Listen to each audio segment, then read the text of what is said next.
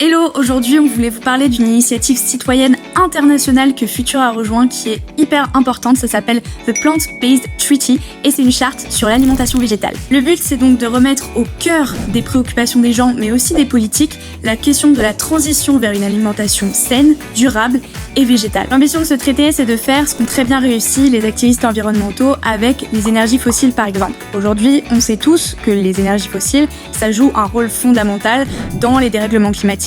Et bien là, on va essayer de faire pareil avec le système alimentaire parce qu'on ne le met pas assez au premier plan de la lutte contre la crise environnementale. Comment ça va fonctionner très concrètement ? Et bien, treaty dans Plant-Based Treaty, vous l'avez compris, ça veut dire traité. Donc le but, c'est de faire pression sur les politiques pour qu'ils rejoignent ce fameux traité qui repose sur 3 revendications principales. Les 3 revendications, elles tournent autour de la question de l'alimentation végétale parce que c'est notre principal levier dans cette lutte pour changer nos systèmes alimentaires. Première revendication, en anglais, ça se dit relinquish, c'est-à-dire renoncer.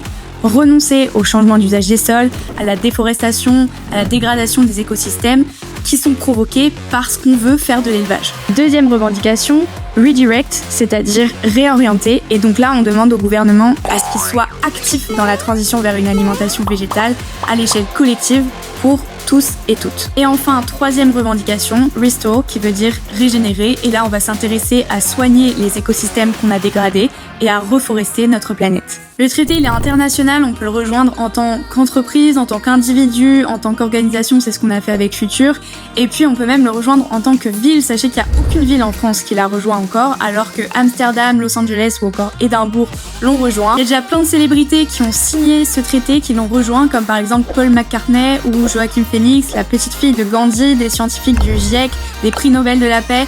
Donc franchement, on a vraiment un gros travail à faire en France pour relayer cette initiative. Vous l'avez compris, plus on sera nombreux et plus il y aura des collectifs et des personnalités de poids qui vont rejoindre le traité, plus on pourra mettre la pression sur les gouvernements pour exiger d'eux qu'ils accompagnent avec des actions concrètes la transition des gens vers une alimentation végétale. Chez Future, avec notre campagne L'affaire du steak, on prépare beaucoup de choses qui vont dans ce sens et qui vont relayer ce genre d'initiative. On est très fiers d'avoir rejoint le Plant-Based Treaty et rester connectés parce qu'il y a beaucoup de choses qui vont arriver pour porter cette voie de l'alimentation végétale en France parce que franchement dans notre pays on n'est pas hyper calé sur le sujet. N'hésitez pas à rejoindre le Plant-Based Treaty en tant qu'individu ou qu'organisation, à le relayer autour de vous et on se dit à très bientôt pour la suite des aventures.